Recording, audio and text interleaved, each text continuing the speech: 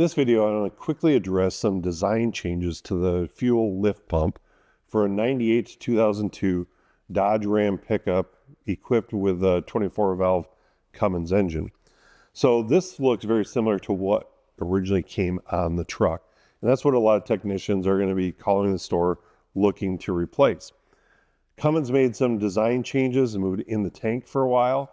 And then as those trucks are now over 25 years old, it's difficult to access that. So there is a new and improved updated design lift pump, which goes in place of the one on the side of the block. Now this is on the driver's side of the engine block. And so if we look here, this is a horizontal design. It's going to mount in the same places. I myself personally have actually installed this on several vehicles to validate the design.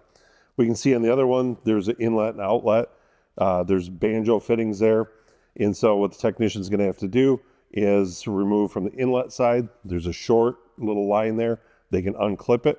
Now, by rotating that plastic line, it will clip right onto this inlet one. And then the outlet side is going to bolt up exactly the same. So they'll use the banjo fitting here, and the fuel is going to go over to the high pressure VP44 injection pump.